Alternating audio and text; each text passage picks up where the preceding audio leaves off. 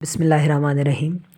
तो आज इस दूसरे लेक्चर में हम सेंट्रल टेंडेंसी मेजरमेंट में मीडियन को फाइंड आउट करना पढ़ेंगे।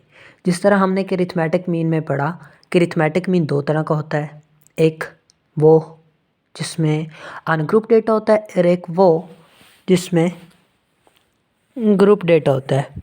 तो इसी तरह अब हम मीडियन को डिस्कस करेंगे। फर्स्ट ऑफ ऑल मीडियन की डेफिनेशन क्या होती है कि मीडियन होता क्या है। तो when the observation arranged in ascending और डिसेंडिंग ऑर्डर, कि हम ऑब्जर्वेशन को किसी भी तरह से अरेंज कर सकते हैं, लेकिन हमें अरेंज लाजमी करना है। अरेंज किस ऑर्डर में करेंगे, या असेंडिंग ऑर्डर में कर सकते हैं या डिसेंडिंग ऑर्डर में अरेंज कर सकते हैं। Then a value that divides the distribution into equal parts, कि वह वैल्यू जो डिस्ट्रीब्यूशन को इक्वल पार्ट्स में डिस्ट्रीब्यूट करे, तकसीम करे, वो वैल्यू क्या कहलाती है, मीडियन कहलाती है। When the observation arranged in ascending और descending order, then a value that divides the distribution into equal parts is called median. तो ये थी हमारे पास मीडियन की डेफिनेशन। अब हम मीडियन को बाकायदा फाइंड आउट करना सीखेंगे कि मीडियन को कैसे फाइंड आउट किया जा सकता है। तो मीडियन को फाइंड करने के दो मेथड होते हैं। फर्स्ट ऑफ ऑल तो आप ये समझ लें कि दो तरह का मीडियन होता है, एक वो जिसमें अनग्रुप डेटा होता है और एक वो जिसमें ग्रुप डेटा होता है। तो मीडियन की इस टॉपिक में हम तीन फार्मूले याद करेंगे, जो कि दो फार्मूले होंगे फॉर अनग्रुप डेटा और एक फार्मूला होगा जो कि ग्रुप डेटा के लिए होगा। तो फर्स्ट ऑफ ऑल हम डिस्कस करते हैं how to find median of ungroup data.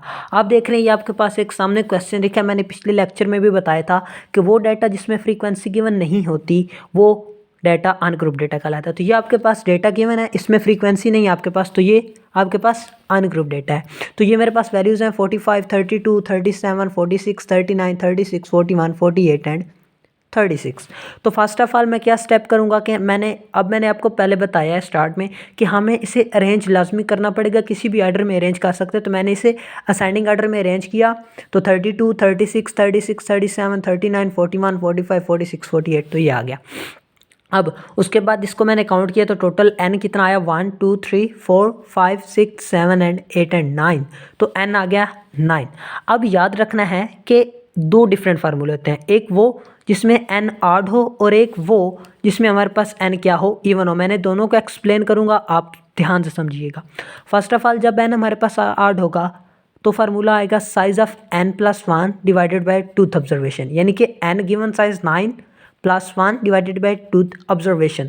तो ये आ गया साइज ऑफ फिफ्थ ऑब्जर्वेशन। अब यहाँ पे देखें फिफ्थ ऑब्जर्वेशन कौन सी है, तो ये मेरे पास 39 फिफ्थ ऑब्जर्वेशन बन रही है। तो मीडियन क्या आ गया, 39। अब if median is to find when n is even, अगर n इवन हो तो ये फार्मूला यूज़ नहीं होगा, हम ये फार्मूला यूज़ करेंगे जिसमें size of n/2 nth plus size of n/2 + 1 nth। अब देखिए यहाँ पे n+1 ओवरऑल 2 है, लेकिन यहाँ पे n 2 पे डिवाइड हो रहा है और साथ में +1 आ रहा है। तो ये डिफरेंस है इसमें कि यहाँ पे ओवरऑल 2 पे डिवाइड हो रहा है, लेकिन यहाँ पे सिर्फ n 2 पे डिवाइड हो रहा है और +1। तो अब मैंने फ़र्ज़ किया कि n हमारे पास क्या है, 10 आ गया, यानी कि इस ऑब्जर्वेशन में इसमें एक और वैल्यू ऐड कर लें और n आ गया 10। तो n/2 मीन्स 10/2 प्लस 10/2 + 1, तो ये 2 इस 1 से मल्टीप्लाई होगा 12, 10 + 2 12/2, तो वो आ गया 6। तो फिफ्थ प्लस सिक्स ऑब्जर्वेशन, अब फिफ्थ ऑब्जर्वेशन मेरे पास ये थी 39 और सिक्स ऑब्जर्वेशन ये है 41। So 39 + 41 divided by 2 is equal to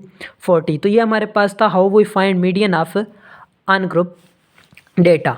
अब हम चलेंगे मीडियन ऑफ ग्रुप डेटा की तरफ। तो मीडियन ऑफ ग्रुप डेटा के लिए फार्मूला होगा L + H divided by F into n/2 -c। आप समझ लें यहाँ पे जो L होगा वो हमारे पास जो भी क्लास बाउंड्री होगी उसकी लोअर लिमिट होगी, यानी कि उसकी लोअर वैल्यू होगी, वो होगी L। जैसे लाइक इस क्वेश्चन में अब ये 40 से 50 है तो इसकी लोअर वैल्यू क्या है, 40, तो हम L क्या लेंगे, 40।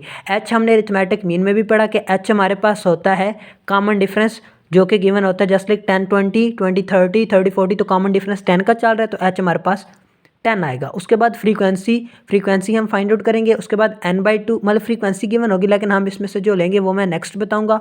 उसके बाद n/2 और ये कम्युलेटिव फ्रीक्वेंसी c। अब हम first of all n/2 find out करेंगे। n का मतलब होगा कम्युलेटिव फ्रीक्वेंसी का सम। अब कम्युलेटिव फ्रीक्वेंसी कैसे फाइंड आउट करते हैं ये मैं बताता हूँ। ये 1 इसको हम सेम लिखेंगे, फिर इस 1 में नीचे वाली वैल्यू ऐड करेंगे। सो 1 + 2 3 एंड 3 + 3 6, 6 + 6 12, 12 + 4 16 एंड 16 + 1 17। तो कम्युलेटिव फ्रीक्वेंसी हमारे पास क्या आई 1 3 6 12 16 17। अब इसका सम मतलब इसकी लास्ट वैल्यू और इसका सम सेम होना चाहिए। Just like 1 + 2 3 3 and 3 6 6 and 6 12 12 and 4 16 and 17। तो यहाँ फुल ओवरऑल सम 17 और यहाँ पे भी 17। अब n/2 फाइंड आउट करने के लिए कम्युलेटिव फ्रीक्वेंसी की जो यानी कि ओवरऑल जो फ्रीक्वेंसी होती है उसको 2 के साथ डिवाइड किया जाता है। लिहाजा ये आ गया 17/2 तो 8.5 टर्म। अब हमने देखना है कि 8.5 कहाँ पे लाई कर रहा है। अब देखें 3 से 6 के दरमियान तो 8.5 नहीं आता और 12 से 16 के दरमियान भी 8.5 नहीं आता। तो ये जो वैल्यू होगी 6 से 12 के दरमियान इसमें ही 8.5 लाई करेगा। तो हमने ये वाला कॉलम क्या किया, सर्कल कर लिया, क्योंकि 6 और 12 के दरमियान 8.5 टर्म लाई करेगी। लिहाजा इसकी फ्रीक्वेंसी क्या है 6, तो फ्रीक्वेंसी मैंने 6 ले ली। कॉमन डिफरेंस आपको पहले h बताया है 10, l हमारे पास लोअर वैल्यू 40 और कम्युलेटिव फ्रीक्वेंसी। अब कम्युलेटिव फ्रीक्वेंसी वो होती है कि जो आपके पास केवल कॉलम की फ्रीक्वेंसी होती है ना उससे ऊपर वाली एक फ्रीक्वेंसी कम्युलेटिव फ्रीक्वेंसी होती है। जैसे लाइक 12 से ऊपर आपके पास क्या है 6, तो हमने ये 60। अगर हमारे पास ये कॉमन आता है 16 वाला तो कम्युलेटिव फ्रीक्वेंसी क्या होती है 12। लेकिन हमारे पास कॉमन ये वाला आया कॉलम तो हमने क्या लिया 6 ले लिया, तो कम्युलेटिव फ्रीक्वेंसी 6 आ गई। अब वैल्यूज पुट करें तो L 40 + 10/6 8.5 - 6, तो ओवरऑल आंसर आपके पास आ गया 44.12। इसमें जो बेसिक कंसेप्ट है वो कम्युलेटिव फ्रीक्वेंसी क्या है।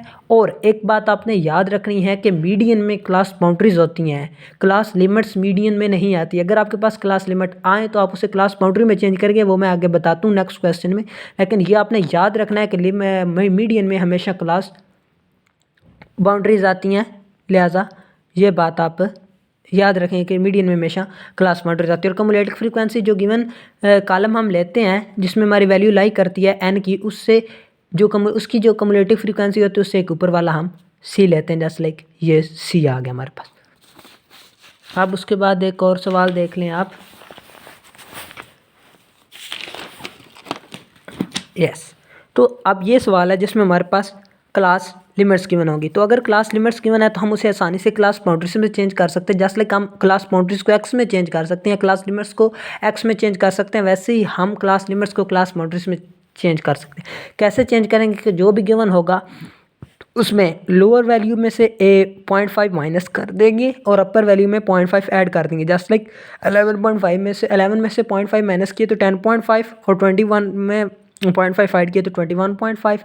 इसी तरह 22 में से 0.5 माइनस किए 21.5 और 31.5। इस तरह 32 में से 31.5 और 41 + 0.5 45.1।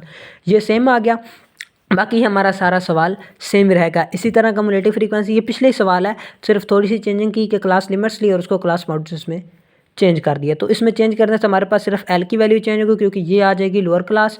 उसके बाद बाकी सेम कम्युलेटिव फ्रीक्वेंसी, क्योंकि ये वाला कॉलम है तो 12 से ऊपर वाली 6, इसकी फ्रीक्वेंसी 6, L 41.5 और H 10। तो आप आसानी से वैल्यूज़ फाइंड आउट कर सकते हैं।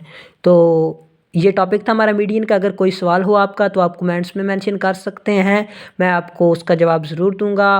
दुआओं में याद रखें और चैनल को सब्सक्राइब करना मत भूलें। शुक्रिया।